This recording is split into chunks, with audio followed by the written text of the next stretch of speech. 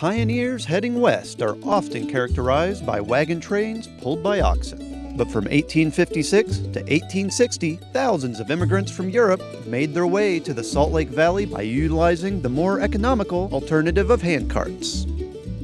It's a trek that really brings the youth and leaders a little bit of history to try and connect the history of our pioneers that settled the Salt Lake Valley. And it's really pretty fun because it gives us a time to connect, kind of unplug, disconnect from the world, and concentrate on our heritage, the history of the saints coming across the plains.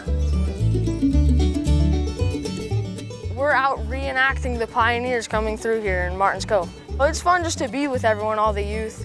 It's a lot of fun to hear all the stories of the pioneers coming through for sure. I think it's actually really cool. It's been lots of fun with the hand carts and hiking around. Yeah, it's a cool area. It's been good. Cold, really, really cold. Kind of just getting like a grasp on like how they actually lived and like kind of getting out of our holiday bubble a little bit. So that was cool. Pretty nervous actually my first time because I was 12 and my oldest brother had come out and done it before, but my first experience was really good and they were all telling me, oh, you're gonna be in the group that can go twice. So that basically solidified me going twice. I was like, I want to do this again. And here I am 5 years later. We have leaders that we call Ma and Pa, and we divide the youth up into families, and it gives the families a chance to connect with people that we don't know and get to know them. We're assigned a family that's of our Ma and Pa and then a bunch of youth from different wards.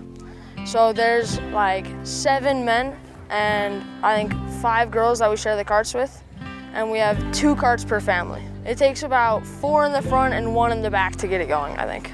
Many of the young participants here are direct descendants of the pioneers who struggled to make their way west.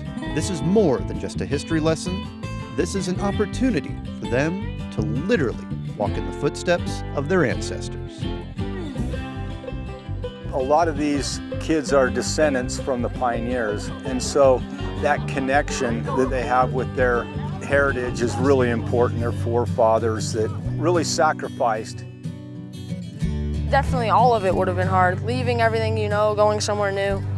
I think probably is for those that like lost their loved ones and had to like bury their babies and lost siblings, etc.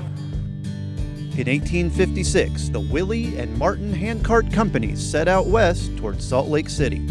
But because of their late arrival from England, coupled with several other setbacks, the companies found themselves stranded in Wyoming after a large snowstorm halted their progress.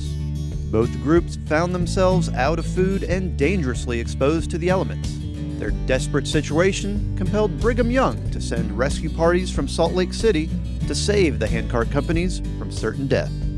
While most were saved, over 200 of the almost 1,000 pioneers perished either along the trail or while awaiting rescue.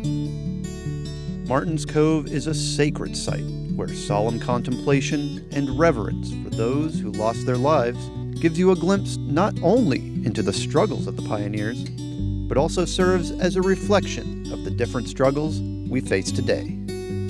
I really enjoyed it. It was a really cool spiritual moment.